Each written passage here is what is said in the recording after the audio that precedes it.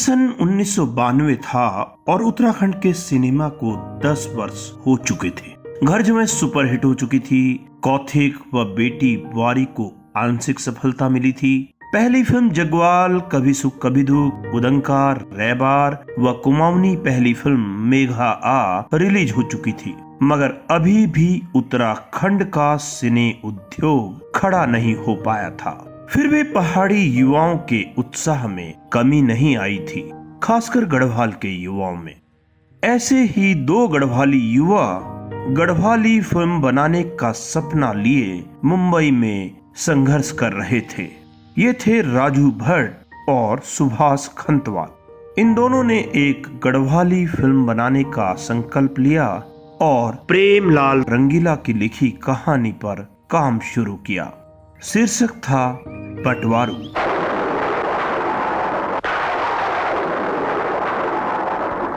मैं बॉम्बे में था, एज आर्टिस्ट हम स्ट्रगल कर रहे थे, हाँ जी, संघर्ष जारी था।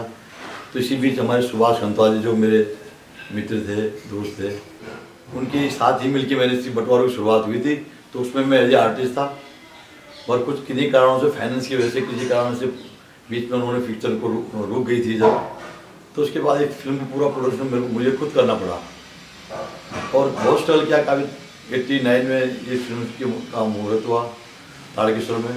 राजू भट्ट ने फिल्म के निर्माण के साथ मुख्य नायक की भूमिका निभाई और नायिका के लिए चुना गया तृप्ति ध्यानी को, जो देहरादून में ही रहती थी।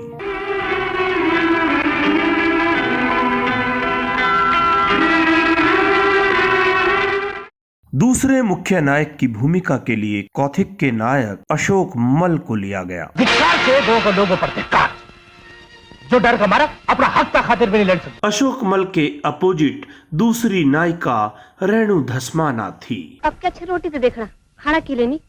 कॉमेडी के लिए एक बार फिर घनानंद को चुना गया। दरअसल घनानंद अब गढ़वाल में एक जाना पहचाना नाम बन चुके थे। बस अब क्या बोल, माया की बात चल पड़ी, माँ कसम। खलनायक के लिए दोबारा बलदेव राणा की तरफ देखा गया। बलदेव राणा भी अब गढ़वाली सिनेमा के एक स्थापित खलनायक बन चुके थे। जाति का किमला उल्टी जानन, और कुजाति का किमला उल्टों फोड़न।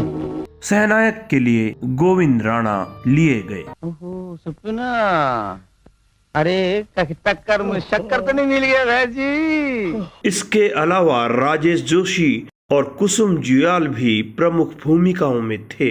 सब तो देशभक्त सत्या का कारनामा वचन। बोले है कि बटवारू, अभी तो मेरो बटवारू बाकी चती मेरो बटवारू। फिल्म के निर्देशन के लिए मुंबई के नरेश खन्ना को लिया गया, जो मुंबई की कई हिंदी फिल्मों में सहायक निर्देशक रह चुके थे।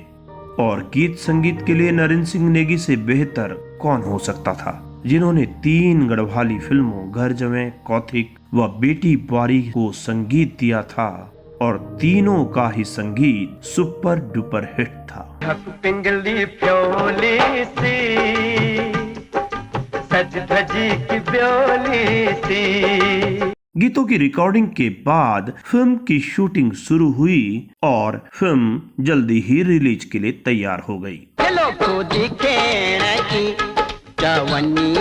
मेरी माधुली माधुली माधुली। फिल्म का जबरदस्त प्रचार हुआ। सच तो ये है कि ये उस दौर की पहली गढ़वाली फिल्म थी जिसके प्रचार पर मेहनत की गई थी। फिल्म की कहानी एक पारिवारिक ड्रामा थी। अशोक मल गांव में रहते हैं और राजू भट्ट देहरादून के डीएवी में पढ़ते हैं, जहां नायिका तृप्ति से उनका प्रेम होता है, जो एक प्रोफेसर की बेटी है।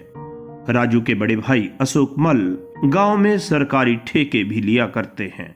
ऐसे में एक ठेके के कारण दूसरे ठेकेदार खलनायक बलदेव राणा से उनका विवाद होता है और खलनायक उनके व उनके छोटे भाई के बीच फूट डाल देता है। समय में इंतजार करो कि कब मैं यूं राम लक्ष्मण की जोड़ी 63 से 36 को आंकड़ों बढ़ूंगा जो अच्छी। छोटा भाई राजू भट्ट अपने घर का अब बंटवारा चाहता है। आप अगर ज्यादा बहस गंजा दो, यदि आप मेरा ठेका वास्ता पैसा नहीं छन तो मेरा हिस्सा दे दो, बंटवारा कर दो घर को। राजू का दोस्त गोविंद राणा उसे बहुत समझाता है और आखिर में कई उतार चढ़ावों व टर्निंग्स के बाद खलनायक की पोल खुलती है और दोनों भाई एक बार फिर एक हो जाते हैं।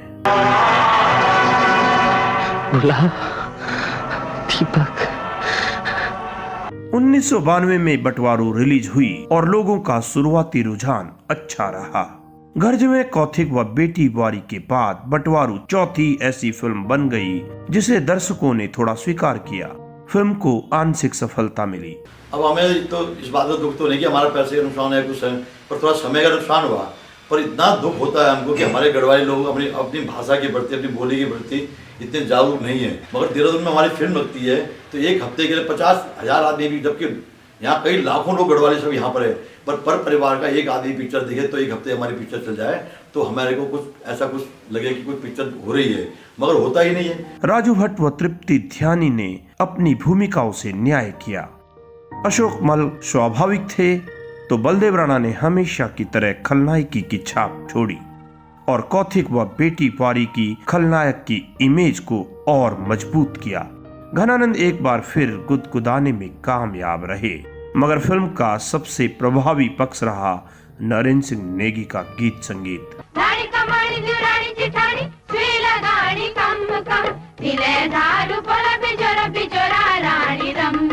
आज हाल ही में जिन दर्शकों ने नरेंद्र सिंह नेगी का गीत होरी येगे सुना होगा, उनमें से बहुतों को ये मालूम नहीं होगा कि दरअसल ये गीत फिल्म बंटवारू का ही गीत था, जिसे नरेंद्र सिंह नेगी के साथ रेखा उनियाल ने भी गाया था। कांटियों कांटियों ते गुंजेगे गुंजेगे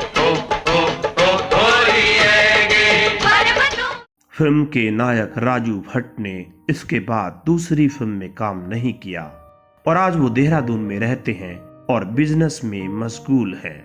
नायिका तृप्ति विवाह कर गृहस्थ जीवन में व्यस्त हो गई। अशोक मल ने उसके बाद चक्रचाल, मेरी गंगा होली तमीमा ऐली व गोपी भीना जैसी फिल्मों में काम किया और हाल ही में कैंसर से उनका दुखद निधन हुआ है। घनानंद ने उसके बाद भी कई गढ़वाली फिल्मों में काम किया, जिनमें खन्ना, गिरगिट और यमराज आज गढ़वाली की सर्वाधिक लोकप्रिय और सर्वाधिक देखे जाने वाली फिल्मों में से एक है। बलदेव राणा आज भी अभिनय में व्यस्त हैं और कई फिल्मों में अपनी छाप छोड़ चुके हैं। गोविंद राणा ने बाद में कुछ फिल्मों में काम किया और आज वे देहरादून में रहते हैं। नरेंद्र सिंह नेगी आज भी उत्तराखंड के सबसे बड़े गायक हैं और रेखा उनियाल आज भी संगीत साधना में लगी हैं।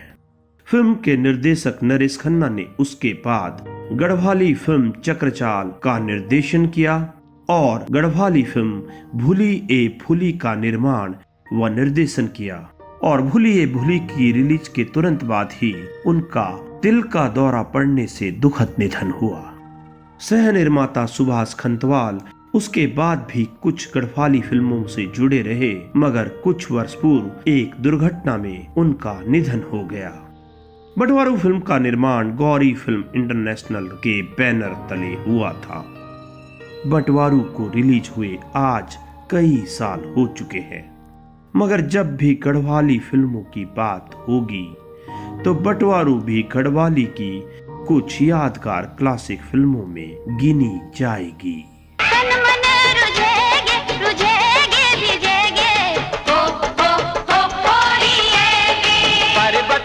उत्तराखंड की मशहूर क्लासिक गढ़वाली कुमाऊनी फिल्मों के बनने की ऐसी ही कुछ कहानियों के लिए सब्सक्राइब करें हमारा YouTube चैनल